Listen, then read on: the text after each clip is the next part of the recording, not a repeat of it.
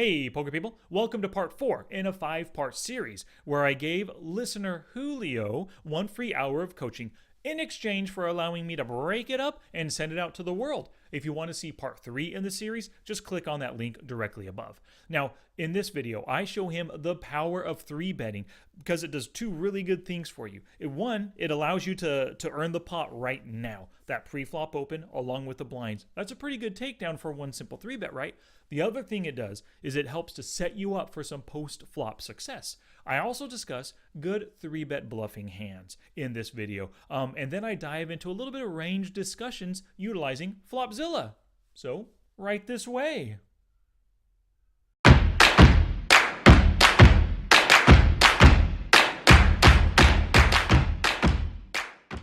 And then, so let's see here. Call 2-bet, yep.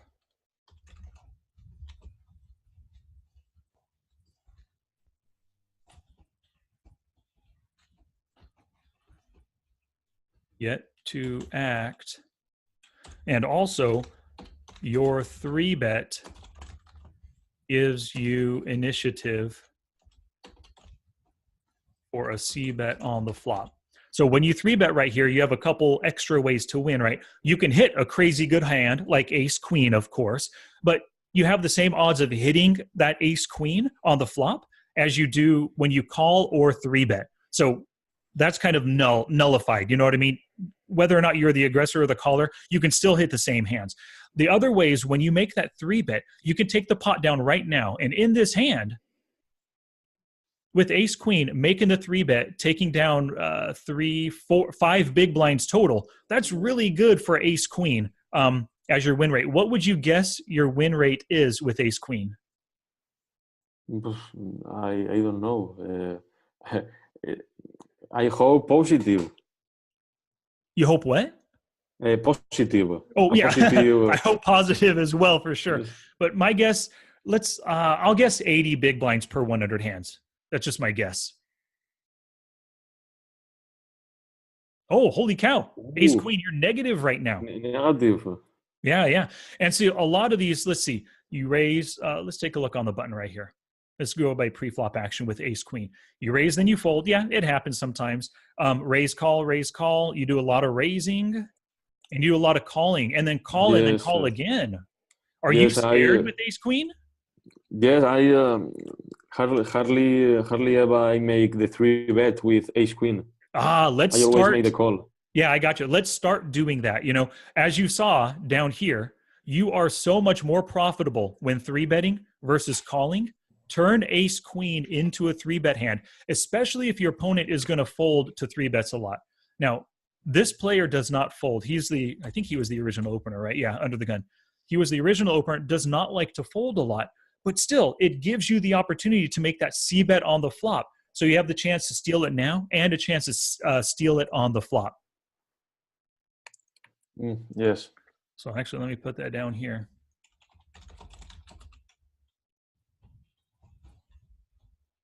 Initiative and to steal pre-flop. Good. Whoops. All right, so let's get back to this here. So positive 442, yes, very profitable.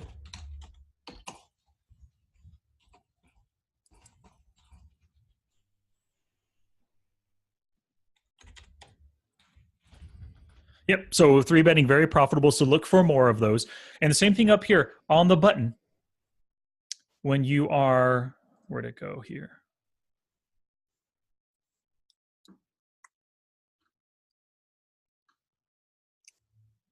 When you're calling those pre-flop 2-bets, on the button, negative 100. If you would have folded instead of all of these calls, you would have $22 more in your bottom line right now. Yeah, so this is definitely another area. Not another area, I'm sorry. Just calling in general 2-bets. You want to turn a lot of those calls into folds or in 3-bets. Yes, but in the button, I always think that it is better to call because you are in position.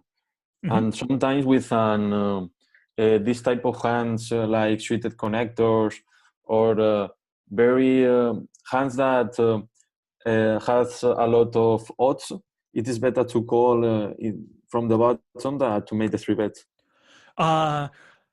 I wouldn't say that it's better to call with those. That is one option, and it can be a profitable option, right? So 7-6 suited, you got one open, one call. Your calling is totally fine right now if you're willing to fold to that three bet, right? I would not fault a call right here. But occasionally, against the right players, turning the 7-6 suited into the three bet is actually really good because, like I said, when you three bet, you give yourself that range advantage because now you have aces, kings, queens, ace, king, ace, queen in your range. Once you start three betting these hands, and then plus they could just fold pre-flop or on the flop. And of course, if you three bet right now and he's the only caller and you hit 7-6 two pair on a king high board and he called with ace king, your two pair is going to crack his ace king and you're going to double up through him. You know what I mean? Yes. So there are some really good reasons to be three betting hands like 7-6 suited, or even that first one I looked at, the ace deuce suited. The ace deuce suited is great because it's a flush draw potential, right? You could hit the nut flush draw. It also has that ace for a blocking hand. And so when you three bet with ace deuce, your opponent has less pocket aces and ace king and ace queen in their range that they might continue with. Yes, in my pre-flop range chart, I use to make the three bet with that type of hands: ace two, ace three, ace four, ace five. Mm-hmm. Always suited. No, yeah, you definitely can. You said you used to make those bets. Do you not make them anymore? Yes, now these days I'm doing that with that hands. What, three betting or calling? Three betting. Oh, good. Okay, good. So keep that up. See how it goes for yourself. Also, let's see here. Do you know if that's been a profitable play for you? I think that yes. Okay, good. So just do a little bit of research on three bet bluffs with suited aces. So look in your database, so you can of course just filter for three bet and then select your hands as well. Okay. Hand values right here. And, just select these ones and see how well you do. Actually, we can take a look right now.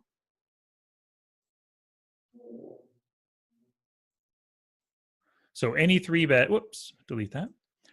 Those hands, any three bet, let's see how profitable you are. Nice. 35 times. It's not a big sample, but you're up in dollars and you're up positive 152. So this play is working out for you. So definitely keep doing it.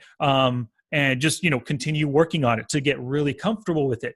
And then you can then you can start doing it more with like suited connectors. And even oftentimes, so like we saw, where'd it go? Oh, right up here. We were talking about,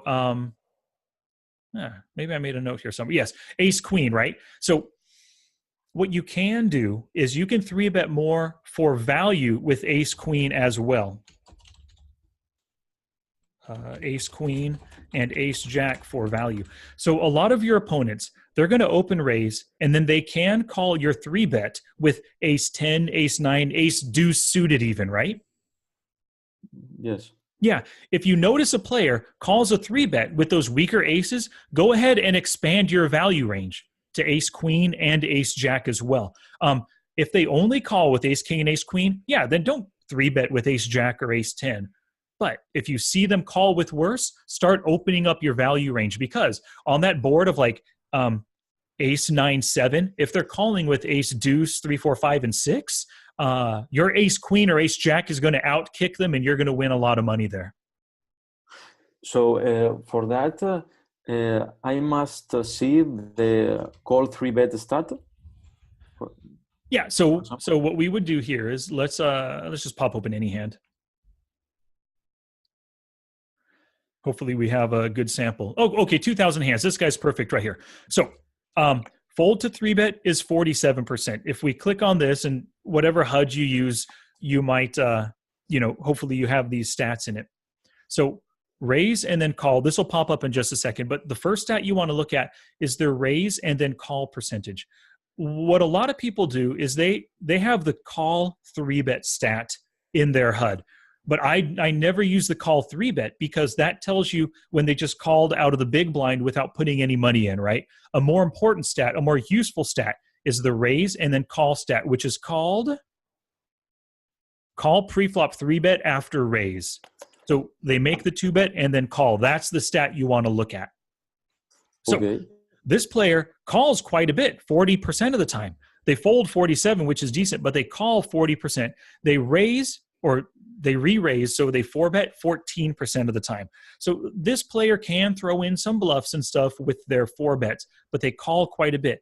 Now, another thing you can do, so that's the first thing you want to do. If their raise and then call stat is anywhere north of 50%, and if their raise first in is north of 20%, so for example, actually, I should be putting this down for you.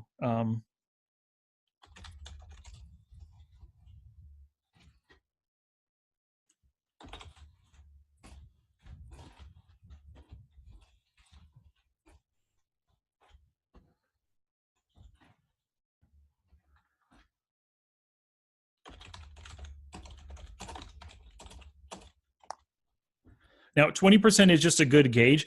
A lot of your opponents, their raise first in, especially in the later positions, they're going to be 30, 40, 50%. But anything over 20% means they have a range that shouldn't defend all that often. If we use Flopzilla real quick and just look at a random 20% range. So this 20% against 3-bets, I mean, you're probably better off not calling any of these hands. All of these 9s, all of these offsuit hands, you're not good calling, right? There was a lot of hands that we just now removed from their range. More than half of their range is not worth calling. Even some of these, depending on how often you 3-bet, they're not worth calling at all, right? Yes. So you want to target the players that open really wide because they have a lot more junk in their ranges. And if you're 3-betting for value with ace, queen, ace, jack, and if they do end up calling a lot of this stuff, your ace queen is a favorite over their calling range right now, right? So you're putting yourself in a really good spot. Yeah, you don't have the best possible hand, but you're putting yourself in a good spot against a weaker range to make money. Okay. Yep. So let's see where we're, okay. So 3-bet more for value, 3-bet more / wider for value. So you want to target high, raise, and then call players. Target high, raise first in. Also, it's okay if they raise fold a lot because now with your ace 3, okay, 15 cents, that's 3, 4.5 big blinds. When you come over the top, he folds 60% of the time. You just picked up 4 big blinds, or 4.5 big blinds with an ace 3. That's way better, I guarantee, than your current ace 3 win rate. Does that make sense? Yes. Yeah. So you can target these players for value with like ace, queen, ace, jack. And it's great to target them if they do fold a lot. Cool beans. Then they fold it to you and you earned a few extra chips.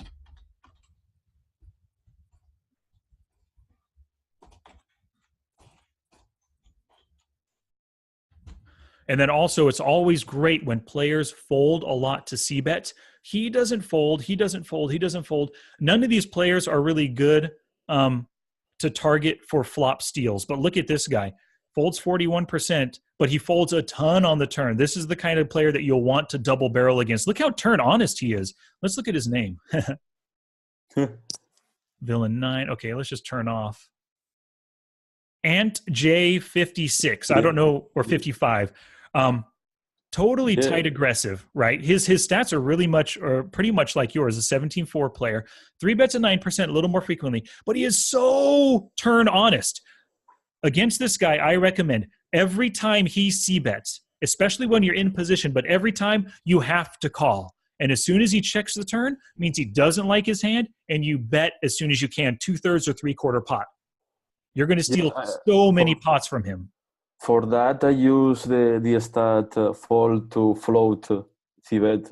Yeah, absolutely. No, that's good. Yep. So you see fold to flop donk or fold to turn in river probe as well. And then fold to float. You're right. Out of position, fold to float, 67% on the flop, 20% on the turn. Whoa, which actually isn't that high. So maybe he doesn't fold that often. But either way, this guy is turn honest. You want to stay in till the turn and then bluff him off the pot, you know? Yes. And same thing here. If you're up against him, you want a double barrel because he folds so often on that turn. This guy's just super turn honest and take advantage of that. Okay. Yep. So you want to look for that kind of stuff as well when you're 3-betting people. You want to look for people who it's easy to make them fold, you know? Yes, but I'm playing a little bit nitty, like this player. Yeah, Like I this think guy. that yes. Uh-huh. Well, so if you want to get out of that nitty style, what you want to do, like I recommended already, start opening up. Where did I put it? I might have put it up there, but start opening up. So to increase aggression.